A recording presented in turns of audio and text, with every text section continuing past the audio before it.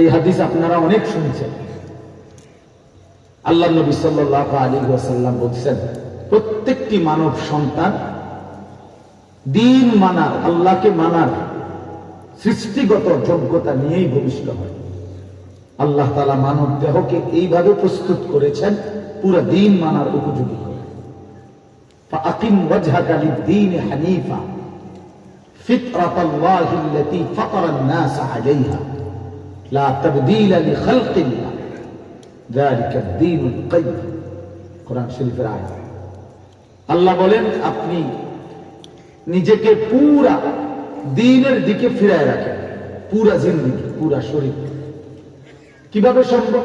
আল্লাহ তাআলা বলেন, আমি আল্লাহ তাআলা দ্বীনের প্রতি পুরাপুরি সক্ষম, এই ফিতরাত, এই যোগ্যতা দিয়েই মানুষকে সৃষ্টি করি।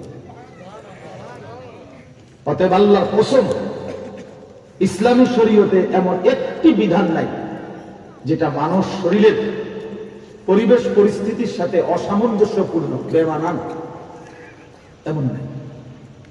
এমন হতেই পারে না। এমন হলে এটা শরীয়তের বিধান না, এটা বিধান না। আমাদের দেহে যেই আমলের যোগ্যতা নাই, এমন আমল আল্লাহ আমাদেরকে করতে বলছেন, এটা হতেই পারে।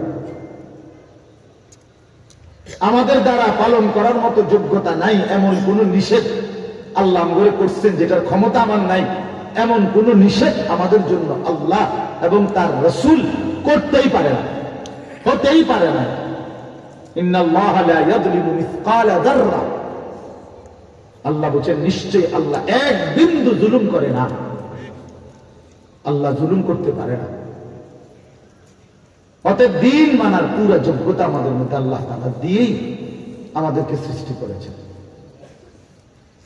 হ্যাঁ, ইন্না হাদাইনাহুস সাবিলা, আল্লাহ তাআলা বলেন আমি তাকে পুরো রাস্তাও দেখাইছি, শারীরিক যোগ্যতাও দিয়েছি, নবী, রাসূল, উলামা, কোরআন সুন্নাহর মাধ্যমে হেদায়েতের রাস্তাও দেখাইছি। এই জন্য আমি আল্লাহ তাআলা মানার যোগ্যতাও শরীরে দিছি, আবার বুঝবার জন্য কোরআন সুন্নাহ, উলামা, নবী, রাসূল আমার পক্ষ থেকে পাঠিয়েছি। অতএব আমি শুধু এখন দেখতেছি ইম্মা শাকিরা ওয়া ইম্মা কাফুরা, সে কি আমি আল্লাহর অনুগত নাকি অবাধ্য, আমি এটা দেখতেছি। এই জন্য বাপ আল্লাহ তাআলা সৃষ্টিগত ভাবে আমাদের প্রত্যেককে আল্লাহকে মানার পুরো যোগ্যতা দিয়ে বানাইছে। এমন যদি হয়তো আমারে বানাইছে তাল গাছের মতো সোজা, অথচ আমারে বলতেছে রুকু করতে, সেজদা দিতে।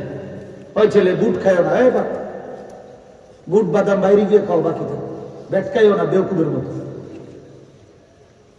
তো ফাইজদামির জায়গা না। চুল তো তোমার চেহারাই দেখা যায় না, জঙ্গলির মতো দেখা যায়।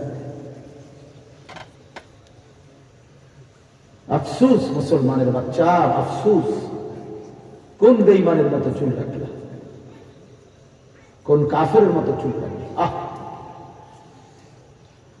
একটা বার জিজ্ঞাসাও তো করলা না কোনদিন। আয় হায় মুসলমান, মুমিনের সন্তান, বাপ মুসলমান, মা মুসলমান, বাবা একটা বার জিজ্ঞাসাও করলো না যে ফুট এটা কার মতো চুল রাখলো। মা একটা বার জিজ্ঞাসাও করলো না, হায় রে ফুট তুই কার মতো চুল রাখলি। কি বদনসিব মা, কি বদনসিব বাপ, দুর্ভাগ্য। কোরআন কারীমের মধ্যে আছে এই সামনের চুল বড়। আল্লাহ তাআলা ফেরেশতাদেরকে বলবে হাসরের ময়দানে, তোমরা জাহান্নামীদেরকে আমার ঈমানদারদের লাইন থেকে বের করো। ফেরেশতারা বের করবে, অতঃপর ফেরেশতারা এই সামনের বড় চুল ফায়ুখাযু বিন নাওয়াসি ওয়াল আকদাম, চুলের অগ্রভাগ ধরে এবং দুই পাও ধরে ছাগলের বাচ্চা যেভাবে আলগি দেয় এইভাবে আলগি দিয়া জাহান্নামে ছুড়ে। এই জন্য বাপ রাগ হলো না, আমি কারসাত মানুষ,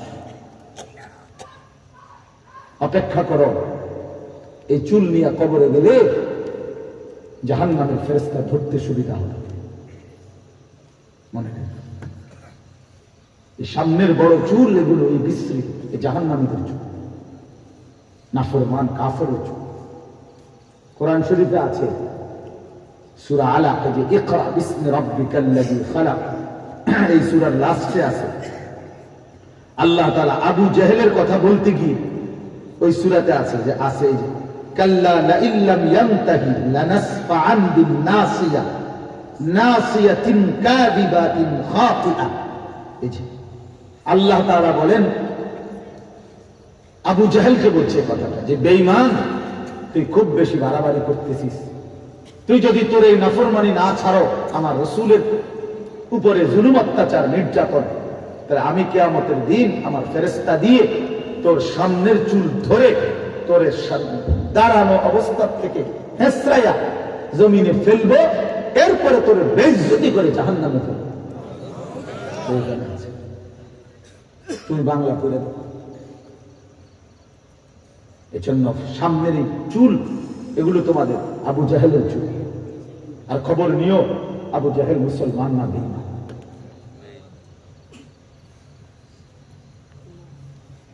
হ্যাঁ বন্ধু, 3 নম্বর, রাসূলুল্লাহ সাল্লাল্লাহু আলাইহি সাল্লাম একেবারে স্পষ্ট সহিহ হাদিস, মুসলিম শরীফের হাদিস, যেই কোন মাওলানারে আপনি জিজ্ঞাসা করেন, নবীজি সাল্লাল্লাহু আলাইহি সাল্লাম শেষ জামানায় পৃথিবীর সবচেয়ে বড় কাফের, আল্লাহর জমিনে, আসমান ও জমিনে সৃষ্টির পরে সবচেয়ে বড় কাফের কে? দাজ্জাল।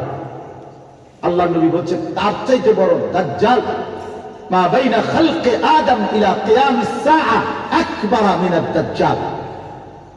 আল্লাহ নবী বলেন আদম সৃষ্টির পর থেকে ইসরাফিলের ফু পর্যন্ত এই জমিনে দাজ্জালের চাইতে বড় কোন কাফের আর নাই।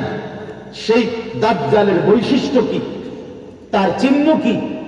খোদার কসম নবীজি বলছে ইন্নাহু শাবুন, তার 1 নম্বর চিহ্ন হলো সে হবে যুবক, 2 নম্বর হলো কাতাতুন, তার চুল হবে স্বাভাবিকতার পরিপন্থী, এব্রো থেব্রো এলোমেলো, যুগ সমাজ পরিবেশের পূর্ব মানুষের ইমানদার নেককার মানুষের চিরাচরিত চুলের বিপরীত। এজন্য প্রিয় বন্ধু ছেলেরা, তোমাদের যাদের এই চুল, তুমি ইনসাফের সাথে গত 30 বছরের ইতিহাস, 50 বছরের ইতিহাস খুঁজে দেখো, অথবা তোমার বাবা দাদাকে জিজ্ঞেস করে দেখো, বাপ দাদা আপনি জীবনে কোনোদিন আমার মতো এরকম চুল আর দেখছেন? আপনারও তো সময় 12 বছর বয়সে, আপনাদের এলাকাতে তো আপনার হমান্না কত ফোলাফায়না ছিল, 14 বছর বয়সে, 18 বছর বয়সে তো আপনার সময় হতে ভোলায় না ছিল, আপনি কোনোদিন এমন চুল দেখছেননি? পৃথিবীর কোন দাদা বলবে এটা দেখছে? আল্লাহ নবী সাল্লাল্লাহু আলাইহি ওয়াসাল্লাম বলেছে কাতাত, এই কাতাতুন মানে হলো এব্রথেব্রো, এব্রথেব্রো স্বাভাবিকতার পরিপন্থী। এই জন্য দোস্ত, এই তোমাদের যাদের চুল এরকম বড়, পিছনে নাই, এদিকে নাই, এদিকে নাই, বিভিন্ন সাইজের মডেলের, আল্লাহ কসম এটা দাজ্জালের চুল, পৃথিবীর সর্বশ্রেষ্ঠ বেঈমানের চুল, জমিনের সবচেয়ে বড় কাফেরের চুল, কাফেরের চুল।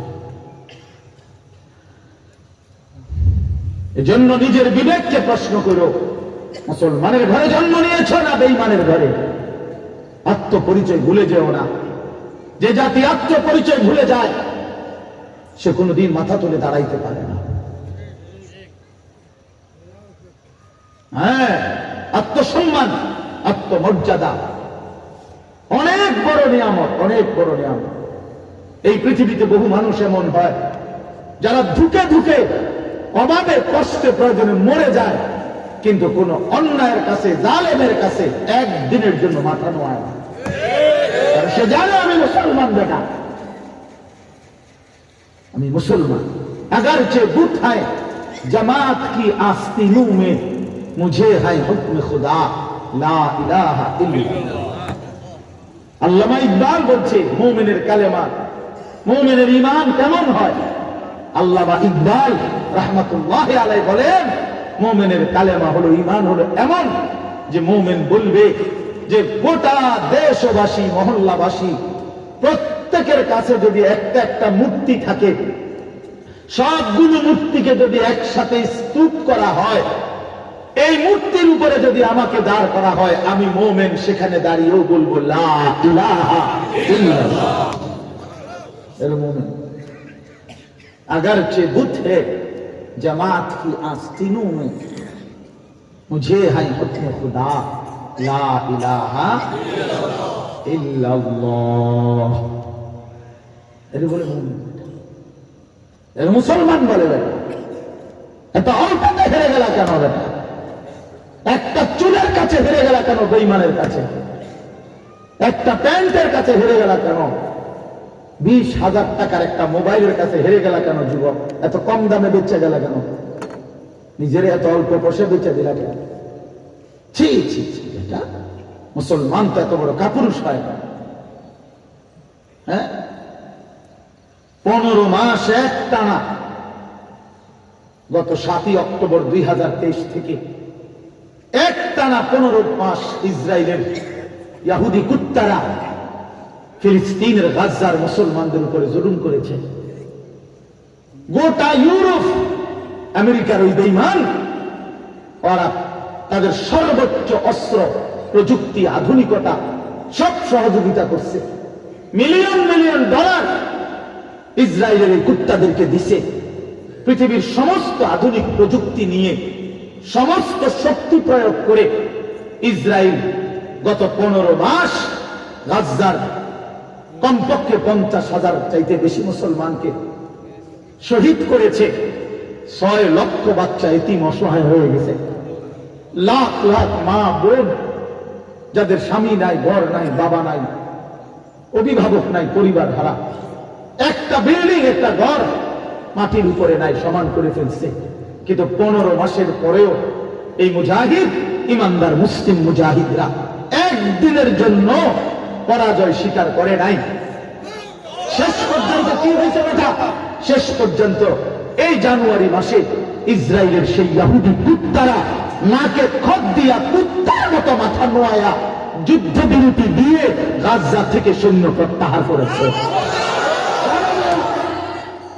ইমানদার হারে না,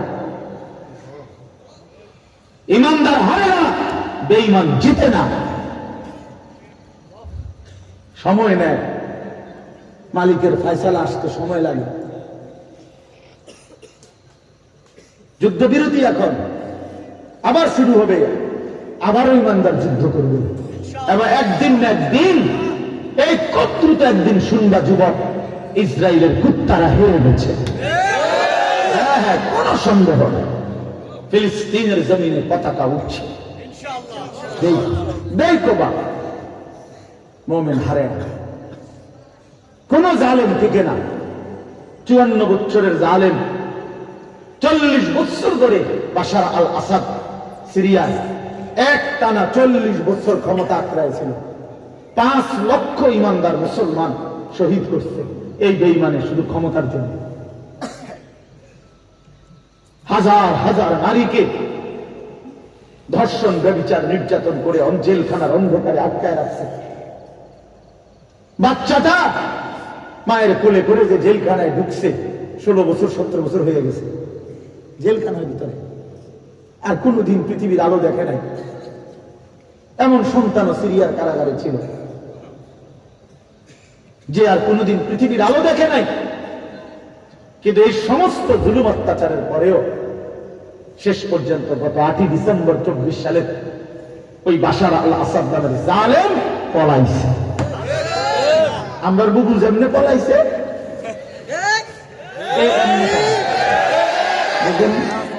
আমার 16 বছরের বুবু যেমনে পলাইছে, এমনি পলাইছে। আমরার বুবুও পলাইছে। 16 বছর জুলুম করেছে জমিনে, কিশোর নওজোয়ানের কাছে হেরে গেছে। আর বুড়া মানুষ লাগছে না, ফোলায় নিউড়ে এলে। এই জন্য ভাইয়া হাইরো না, তোমরা নওজোয়ান, এত অল্পতে বিক্রি হয়ে যায় না। এই মানুষের কাছে নিজেদের চুল ঠিক করো, চেহারা ঠিক করো, আখলাক ঠিক করো। কাফেরের সামনে পরাজয় হয়ে যেও না। বেঈমান হাসে তোম করে দেখলে বেটা, বেঈমান হাসে যে এদের ধর্ম নাকি ইসলাম, এদের নবী নাকি মুহাম্মদুর রাসূলুল্লাহ সাল্লাল্লাহু আলাইহি ওয়াসাল্লাম, অথচ এদের আপাদ মস্তকের মধ্যে এদের নবীর কোন নমুনা নেই। এদের কিতাব নাকি সর্বশ্রেষ্ঠ কোরআন, অথচ এদের ঘর পরিবার বাজার ব্যবসা চাল চলনের কোথাও কোরআনের কোন নমুনা নাই। বেঈমান হাসে, বেঈমান হাসে, বেঈমান আমাদেরকে দেখে হাসে। ভাই প্রিয় বন্ধু আমার, আমি সবসময় বলি বাপ, কাফের বেঈমানদের মতো যত রকমেই নিজেকে সাজাও, মনে রাখো আব্বা তোমার পরিচয় আড়াল করতে পারতা না। তোমার ভোটার আইডি কার্ডে লেখা আছে তোমার ধর্ম ইসলাম, তোমার জন্ম নিবন্ধন লেখা আছে ধর্ম ইসলাম, তোমার পাসপোর্ট পাঞ্চ করলেই এয়ারপোর্টে ইমিগ্রেশনে দিলেই তোমার নামে আসবে তুমি তোমার ধর্ম ইসলাম, আসবে না? তুমি এটা আড়াল করবা কেমন? ফ্যান মাথা দিয়ে রইলো কেমন আড়াল করবা? আড়াল এটা এই পরিচয় আড়াল করবেন কেমন? এটা না অনলাইন আছে, এটা না লাগাইলেই ধর্ম আর পরিচয় আসবে না, পুরো আইডেন্টিফাই আসবে না, এটা আড়াল করবেন কেমন? তো কি লাভ হইলো সাজ্জা? তুমি তো নিজেকে মুসলমান থেকে আড়াল করতে পারবা না। কাজে মুসলমান হয়ে মরলেই তো ভালো, মুসলমান হয়ে বাঁচলেই তো ভালো। কারণ যে পরিচয় আমি আড়াল করতে পারবো না আর আড়াল করতে চাইও না, আমি কেন করবো? আমি আড়াল ইসলাম বাদ দিয়ে আমি কাকে বলবো?